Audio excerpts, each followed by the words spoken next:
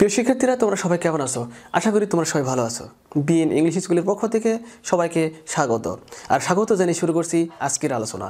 আজকের আলোচনা যা রয়েছে অ্যাডজেক্টিভ চিনিবার সহজ উপায় পার্ট 4। অর্থাৎ এর আগে আমরা অ্যাডজেক্টিভ চিনিবার সহজ উপায় পার্ট 1, পার্ট 2, পার্ট 3 এই তিনটি ভিডিও করা হয়েছে অ্যাডজেক্টিভ চিনিবার সহজ উপায় সম্পর্কে। তো প্রিয় শিক্ষার্থীরা, তোমরা এই অ্যাডজেক্টিভ চিনিবার সহজ উপায় সম্পর্কে জানার জন্য তোমরা এই তিনটি ভিডিও দেখে নেবা এই ভিডিওটির পূর্বে।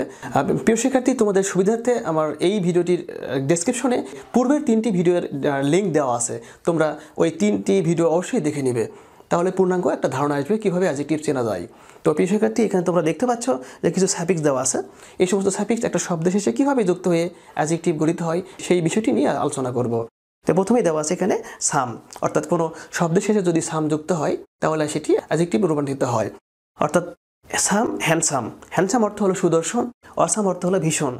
খেয়াল করে দেখো, প্রত্যেকটি শব্দের শেষে দেওয়া আছে সাম, অর্থাৎ এই দুই শব্দই অ্যাডজেক্টিভ। তো প্রিয় শিক্ষার্থী, পরে দেওয়া আছে এএনটি, অর্থাৎ ভ্যালিয়ান্ট গ্যালান্ট। ভ্যালিয়ান্ট অর্থ হলো সাহসী, গ্যালান্ট অর্থ হলো সাহসী। খেয়াল করে দেখো, এই দুটি শব্দের শেষে দেওয়া আছে এএনটি সাফিক্স, অর্থাৎ এই দুই শব্দের শেষে দেওয়া আছে এএনটি সাফিক্স, এই দুটি শব্দই অ্যাডজেক্টিভ। তার মানে আমরা কীভাবে বুঝে নিব যে কোনো শব্দের শেষে যদি এই সমস্ত সাফিক্স আমরা দেখতে পাই তাহলে আমরা ধরে নেব সেই শব্দটি অবশ্যই অ্যাডজেক্টিভ। তো তার আগে আমাদের জানতে হবে, প্রিয় শিক্ষার্থী, অ্যাডজেক্টিভ কী? অ্যাডজেক্টিভ হলো সেই শব্দ যে শব্দ দ্বারা নাউন এবং প্রোনাউনের দোষ, গুণ, অবস্থা অথবা সংখ্যা, পরিমাণ বোঝায়, সেই শব্দটি হলো অ্যাডজেক্টিভ। তো প্রিয় শিক্ষার্থী, তাহলে ক্লাসে ফিরে আসা যাক। এখানে দেওয়া আছে আইএনজি যুক্ত সাফিক্স। কীভাবে আইএনজি যুক্ত একটা শব্দের শেষে যুক্ত হয়ে অ্যাডজেক্টিভ গঠিত হয়? এখানে দেওয়া আছে ডিয়ারিং। ডিয়ারিং অর্থ হলো সাহসী, অর্থাৎ এটা একটা অ্যাডজেক্টিভ, কারণ এখানে সাফিক্স আইএনজি আছে। তো প্রিয় শিক্ষার্থী, তারপর দেওয়া আছে এক্সাইটিং, অর্থাৎ হলো উত্তেজনাকর। এই শব্দটির শেষেও দেওয়া আছে আইএনজি, এটাও একটা অ্যাডজেক্টিভ। তো প্রিয় শিক্ষার্থী, তারপর কি দেওয়া আছে LIKE, অর্থাৎ লাইক। কোনো শব্দের শেষে যদি যুক্ত থাকে অবশ্যই আমরা সেই শব্দটি ধরে নেব অ্যাডজেক্টিভ।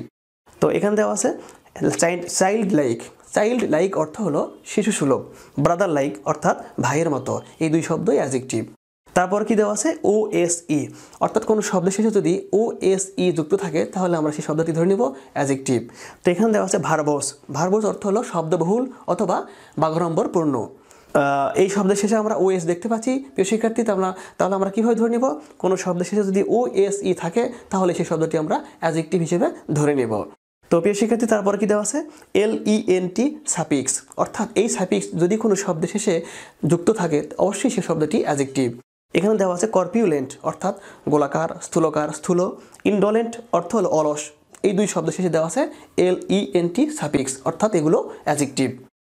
তারপরে কি দেওয়া আছে SIV, কোনো শব্দের শেষে যদি থাকে তাহলে আমরা ধরে নেব সেটা অ্যাডজেক্টিভ। প্রিয় শিক্ষার্থী, দেখতে পাচ্ছ এখানে কম্প্রিহেনসিভ শব্দ দেওয়া আছে। এই কম্প্রিহেনসিভ শব্দের শেষে দেখো যে SIV দেওয়া আছে, অর্থাৎ এই শব্দটি অবশ্যই অ্যাডজেক্টিভ, অর্থ হলো ব্যাপক। কম্প্রিহেনসিভ অর্থ হলো ব্যাপক। তো প্রিয় শিক্ষার্থী, তারপরে কি দেওয়া আছে সাফিক্স FELT, অর্থাৎ যদি কোনো শব্দের শেষে থাকে আমরা সেই শব্দটি ধরে নেব অ্যাডজেক্টিভ। এখানে দেওয়া আছে কি হার্ট ফেল্ট, অর্থাৎ আন্তরিক। ডিপ ফেল্ট, অর্থাৎ গভীরভাবে অনুভূত। এই দুই শব্দই অ্যাডজেক্টিভ। এরপরে দেওয়া আছে SQUE, অর্থাৎ এই সাফিক্স যদি কোনো শব্দ শেষে আমরা দেখতে পাই তাহলে সেই শব্দটি আমরা ধরে নেব অ্যাডজেক্টিভ। এখানে একটা শব্দ দেওয়া আছে পিকচারেস্ক। পিকচারেস্ক অর্থ হলো সুস্পষ্ট অথবা বর্ণনামূলক অথবা চিত্রানুরূপ। তো প্রিয় শিক্ষার্থী, পরে কি দেওয়া আছে WARD, ওয়ার্ড, অর্থাৎ এই সাফিক্স যদি কোনো শব্দের শেষে যুক্ত থাকে তাহলে আমরা সেই শব্দটি ধরে নেব অ্যাডজেক্টিভ।